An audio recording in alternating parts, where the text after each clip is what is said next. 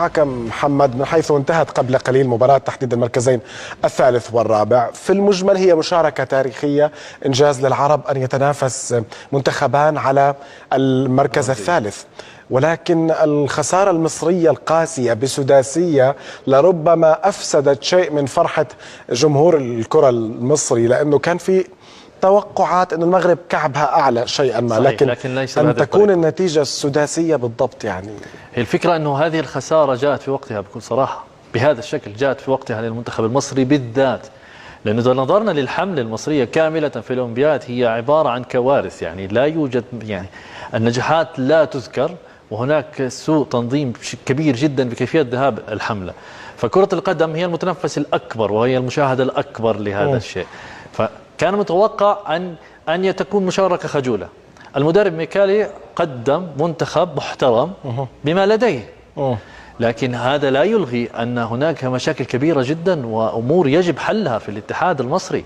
فلو انتهت المباراة بنتيجة معقولة للمنتخب المصري، يعني ضد المنتخب المغربي، لاستمر الاتحاد المصري على ما هو عليه ولن يحل أي شيء. لكن هذه خسارة أوضحت أن هناك كوارث في الاتحاد المصري بشكل عام. اتحاد كرة القدم المصري على المستوى الأول وعلى المستوى الأولمبي يعاني بشكل كبير من عديد في هذه المشاكل. النقطة هناك من يقول بأنه يعني مشاكل الاتحاد بس بينت بها 90 دقيقة، ما هو نفسه المنتخب المصري اللي فاز على إسبانيا ووصل لنصف النهائي. نعم صحيح، مباراة إسبانيا كانت استثناء، لأن المنتخب الإسباني كان يلعب على يعني ضامن الصدارة ولا يلعب لأي شيء، فقط للتجربة، وراح عديد اللاعبين الأساسيين. لكن كأداء كان هناك نوعا ما ارتفاع بالأداء من المباراة الأولى حتى ما قبل مباراة المغرب. تأثر المنتخب المصري بالمجهود البدني الكبير ضد فرنسا، نعم تأثر، بعض الغيابات أثرت، لكن لا تظهر بهذا الشكل أمام المنتخب المغربي. وظهرت الفوارق بين الاتحادين، بين الاتحاد المصري والاتحاد المغربي، يعني الفوارق يعني الخسارة إدارية ولا فنية ولا العاملين؟ الخسارة ليست فنية بكل صراحة، هذا المستوى الطبيعي. المباراة ستنتهي بها، يعني المباراة لو انتهت 4-0 نفس الشيء. يعني طب غيابات اللاعبين الكبار أثرت على مصر؟ أثرت نوعا ما، لكن لا يمكن أن تلوم فقط غيابات. يجب أن تلوم كل الحملة الخاصة في كرة القدم، كيف تمت إدارتها. لاعبين تم استدعائهم لم يأتوا، الاتحاد يعني الاتحاد ما مان على اللاعبين يشركوا بالمنتخب الأولمبي. فهناك حتى اللجنة الانضباطية الموجودة في المنتخب المصري الأولمبي وأيضا المنتخب الأول لا تعمل بشكل صحيح بكل صراحة. يعني منظومة كرة القدم المصرية بحاجة إلى وقفة بعد هذه حقيقة، يعني كالشمس منذ تقريبا 5 سنوات 6 سنوات والأمور واضحة، على عكس المنتخب المغربي تماما. فريق منتخب رابع للعالم، منتخب الأول، والآن برونزية لأول مرة بتاريخ العرب. هذا يوضح كيفية العمل الفني الصحيح، الإداري الصحيح للاتحاد المغربي، وأيضا الفني. وإذا ما قارنا بكل صراحة الجودة، أنت تتحدث اليوم اللي سجل الأهداف زلزولي، حكيمي، رحيمي، هؤلاء واحد هداف في كأس آسيا، الآخر من نجوم أوروبا، من نجوم دوري أبطال أوروبا دائما حكيمي، وأيضا زلزولي لاعب يعني يلعب لبرشلونة، يلعب ريال بيتيس. قارنته بالموجود في المنتخب المصري لا يوجد أدنى مقارنة. يعني طبعا على المستوى الصعيد التدريبي سكتيوي جميل. بدي احكي لك نقطة مهمة جدا. بعد قبل المباراة المؤتمر الصحفي للسكتيوي قال يجب أن نستخدم الإحباط الذي شعرنا به بفشلنا بوصول النهائي في هذه المباراة. تخيل أنه هو يعتبرونه هذا فشل.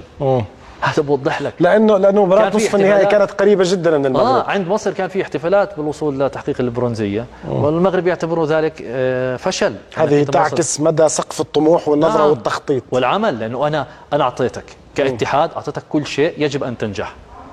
فهذا حتى يعني هم ينجحوا، لأنه لأول مرة لو في منتخب عربي حقق هذه البرونزية لم يعتبروه نجاح بكل صراحة، لأنهم الفضية والذهبية كان بالنسبة لهم هو مستوى النجاح الأعلى للمنتخب. لكن فنيا استطاع إنجاح هذا المنتخب بشكل مميز، استخدام العناصر الشابة مع العناصر أصحاب الخبرة بشكل رائع جدا، وقدم مباريات ممتازة. لا يوجد مباراة غير جيدة كانت المنتخب المغربي، إلا طريقة التعامل كانت للأسف مباراته الأخيرة يعني فنيا نوعا ما كان يحتاج بعض التوفيق فقط. لكن هنيئا للمنتخب المغربي هذا الشيء، انك انت الان معك منتخب يخدمك ل6 سنوات قادمه. لمونديال وكأس افريقيا آخر. استمرارية النجاح الكرة المغربية بين المونديال الماضي قطر لكي يبني عليه أكثر فأكثر. نعم صحيح. طيب أذهب إلى كابتن خالد سعد. أنت كمدرب كابتن خالد، ما الذي جرى؟ لماذا هذا الزلزال المصري؟ هل هي فقط أفضلية مغربية لا نبخس المنتخب المغربي حقه، أم أنه المنتخب المصري حصل عنده كبوة، حصل عنده شيء غير متوقع، أم هو مثلا تفوق مغربي مع كبوة مصرية تزامن العاملين معا؟ دائما أنت يعني سؤالك هو بيكون نصف الإجابة معا. خلينا نحكي أول شيء في البداية، إحنا كنا فخورين إنه بوصول منتخب عربي للمركز الثالث، وكنا نطمح بالأفضل من المنتخبين العربيين، المنتخب المصري والمنتخب المغربي. نبارك للمنتخب المغربي حصوله على المركز الثالث، ومش هذا الطموح للاتحاد المغربي أو للمنظومة التي تدار في الاتحاد المغربي.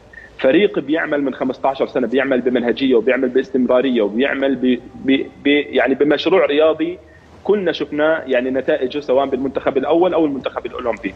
هذا مشروع ونتاج منظومة كاملة. عن المنتخب المصري بصراحة انتكاسة كبيرة جدا، وهذه النتيجة الأخيرة تعكس حجم التخبطات والضغوطات التي تمارس من الاتحاد المصري على المدرب واللاعبين. يعني وصول اللاعبين لمركز ثالث ورابع للمنافسة على مركز ثالث بصراحة هو إنجاز. ذكرت أنا في السابق أنه إنجاز للاعبين وللمدرب بشكل عام. في البداية للمدرب ميكايل يتحمل المسؤولية، معا إذا بدنا نيجي نحكي على أرض الواقع تهالك في المنظومة في الاتحاد المصري، المشاكل كبيرة وكبيرة جدا. أنت اليوم الدوري المصري قائم ويلعب وفي مشاركة أولمبياد، يعني اللاعبين معظمهم ما شفناهم في الدوري، يعني ما شفنا هؤلاء اللاعبين يلعبوا أساسيين في أنديتهم. إذن اختيار المدرب لهؤلاء اللاعبين يعني بصعوبة كانت، مش مدرب مصري مش مدرب محلي اللي اختار هؤلاء اللاعبين، يعني بصعوبة. انت اللاعب لما تيجي تختاره لمنتخب أولمبي معا على الأقل بيكون لاعب له 20 مباراة في الموسم، لاعب أولمبي ولسه ما فيهم لاعبين أساسيين، هاي أكبر مشكلة. عدا عن ذلك خلينا نحكي عن اللاعبين اللي تم استقطابهم كلاعبين ركائز أساسية ولاعبين خبرة. الخبرة هو زيزو اللي تم استقطابه. زيزو لو الزمالك متواجد حاليا في منافسة الدوري والله ما بياخذوا لا الاتحاد المصري ولا بياخذوا المدرب. النني لو كان عنده نادي، النني احنا بنعرف انه خلص عقده مع نادي الارسنال، لو النني في نادي صعب جدا انت تاخذه. اذا اللاعبين الخبرات اللي اخذتهم انت حتى فرضوا عليك، وشعرنا انه النني هو من افضل اللاعبين. يعني انت لاعب اثبت نفسك بعمر 32 او 33، الكل حكى لك انه النني قادم، والنني فعلا هو كابتن فريق وقائد فريق بلاعب كبير جدا. لكن هاي كلها منظومة من المنظومة، هاي المشاكل. بصراحة النتيجة مستحقة للمنتخب المغربي وللاتحاد المغربي بالعمل الدؤوب، بالعمل المنظومة الواحدة. مشاكل الاتحاد المصري أثرت على المنتخب، يعني فعلا كما ذكر أخي محمد حلمي، يعني لو كانت النتيجة منطقية الخسارة 1-0 أو 2-1 مين بده يتأكد إنه في مشاكل في الاتحاد المصري؟ صعب جدا انت تقنع اي شخص مسؤول في الاتحاد المصري انه الفريق بيحكي لك الفريق الاولمبي وعاملين شكل حلو وعاملين واصلين لمركز ثالث ورابع انه خسرنا يعني بظروف او بخساره يعني منطقيه مع المنتخب المغربي. مع هاي المباراه وهاي الخساره تحديدا بينت الفوارق، بينت كيف العمل يمشي بشكل إداري. واستحق المنتخب المغربي المركز الثالث، وكنا نطمح بالأول أو الوصيف، لكن قدر الله وما شاء فعل. مبارك للمنتخب المغربي، هارد لك وحظ أوفر للاتحاد المصري اللي إحنا بننتقد معا لحبنا للكرة المصرية مش لشيء آخر. إحنا دائما فخورين في المنتخب المصري في كل مشاركاته سواء بالاتحاد بالمنتخب المصري أو بالأندية المصرية عن طريق الزمالك والأهلي أو الأهلي والزمالك. أكيد لا شك في ذلك. يعني كانت انتقاد محب رصة في القلب هذه الخسارة. نعم انتقاد محب فعلا. نعم كابتن، إليك طلحة لنركز على صاحب المركز الثالث، الإنجاز العربي. قبل المغرب الليلة كان العرب يتفاخرون بالإنجاز العراقي ب2004 مع كابتن عدنان حمد والجيل اللي وصل للمركز الرابع آنذاك، لكن البرونزية استعصت عليهم. اليوم المغرب فتح بالتاريخ سجلات جديدة للعرب ودون في صفحة التاريخ العربي على مستوى كرة القدم في الأولمبياد ميدالية برونزية لمدرب وطني مغربي طارق سكتاوي مع جيل رائع من اللاعبين المغاربة، ولربما خانهم الحظ وخذلهم في مباراة نصف النهائي، كادوا أن يفعلونها ويصلوا إلى المباراة النهائية. نبدأ من حيث انتهيت معا. مدرب محلي، مدرب مغربي، صاحب الإنجاز في كأس العالم والحصول على المركز الرابع، مدرب مغربي. الفئات العمرية يدربها مدربين مغاربة. وقبل فترة تكلمنا حتى المنتخبنا الوطني منتخب النجامة، الإنجاز اللي حققناه وهو أفضل إنجاز في تاريخ الكرة العربية كان مدرب المنتخب هو مدرب منتخبنا الوطني هو مدرب مغربي. فلا تتكلم عن التطور الذي لطالما أشدنا فيه، وإحنا وصفنا المرحلة اللي بمر فيها المنتخب المغربي هي مرحلة بالذكاء. الآن نتكلم عن هذا الإنجاز، هو إنجاز تاريخي. المدرب سكتي والعناصر الشابة الرائعة جدا مع هذه الأسماء، حتى اختيار التشكيل، اختيار القائمة كان اختيار ذكي، الدمج بين العناصر الشباب وعناصر الخبرة، وحتى عناصر الشباب أي عنصر شاب أنا راح أجيب حتى أحقق الإنجاز. لا يكفينا شرف المشاركة من خلال الأسماء تعرف يعني تماما أن هذا المنتخب والكرة المغربية الآن بتمر من دون محسوبيات، من دون واسطات، من دون هذا هو سبب التطور بصراحة. اليوم لما احنا نتكلم معا فريق شارك في الأولمبيات، لعب 6 مباريات، سجل 14 هدف، استقبل 5 أهداف، هداف البطولة منه. واحنا بقرارة انفسنا، ومثل ما قال المدرب المغربي يتحسر على عدم الوصول الى المباراة النهائية. ايش بدنا احلى من هيك بصراحة؟ هاي روح. الهدف من هذا كله معا بصراحة الانجاز المغربي للشعب المغربي. 1000 مليون تريليون مبروك للمغرب. ولكن احنا بدنا نتعلم. هذا درس مش احنا للأردن فقط، هذا درس لكل الدول العربية وكل المنتخبات العربية، للكرة العربية بشكل عام. نشوف المغرب شو عملت، نشوف مشروعهم من متى بدأ وكيف بدأ، وكيف كان عملية التطور ما بين أكاديميات، ما بين مواهب، تطوير المواهب، البعثات، المحاضرات، تطور عقلية المدرب قبل ما أطور عقلية اللاعب، لأنه المدرب هو اللي بيطور اللاعب. من متى أبدأ شغل على اللاعب؟ بصراحة أنت لما تتعمق بهذا الشيء، تتعمق في الشيء اللي بيحصل في المغرب، مش صدفة. تعرف انه هذا المشروع بدأ تقريبا قبل 15-17 سنة. مشروع يذكرني في الكرة الألمانية، عندما قلنا ان ألمانيا بدأت بدراسة كرة القدم وتدهور كرة القدم عندها من 2000 حتى وصلوا لعام 2014 وفازوا بكأس العالم. إذا هذا المنتخب ننتظر منه شيء في مونديال 2030، ليس فقط المونديال المقبل أيضا، وإنما عندما تستضيف المغرب تقصد أن الاتحاد المغربي يخطط إلى تلك الفترة ما بعد المونديال المقبل. 1,000,000% معا، 1,000,000%. هذه هي دروس وعبر بالنسبة للكرة.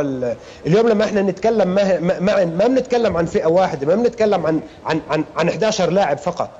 هون الجمالية في المنتخب المغربي انه عندنا فئات عمرية، بيطلع عندك كمان فئات عمرية كل سنة معا، كل سنة بيطلع عندك لاعب مغربي مميز على مستوى الدوريات الأوروبية، إما بيكون هو جنسيته مغربي ولعب مع المنتخب المغربي، أو هو أصله مغربي ولعب مع منتخب آخر. هذا دليل على التطور. وهذا الشيء اللي احنا مثلا المغرب من اين تعلمت هذا كله؟ تعلموا من الشيء اللي عملوه اليابان تقريبا قبل 25 سنة، لما قالوا احنا هدفنا نفوز بكأس العالم 24. اليابان تفوز بكأس العالم، حتى احنا شاهدنا كرة قدم متطورة تلعب باليابان. فبصراحة العقل المدبر في المنتخب المغربي، الاشي اللي انا لازلت احكي عن، اتكلم عن حيثية. كل ما نشاهده في المغرب حاليا احنا بنشوف الوجه فقط، بنشوف اللاعب اللي بيوصل للنجوم، بنشوف المدرب اللي أثبت قدراته، ولكن ما بين الظهور إلى الوجه والطريق هناك العجب العجاب. نتاج عمل كثير واستراتيجي وتخطيطي. من أيام إن شاء الله نسلط الضوء على هذا الموضوع معي. نعم، نتاج عمل كبير واستراتيجي ينعكس كما أسلفت اللاعبين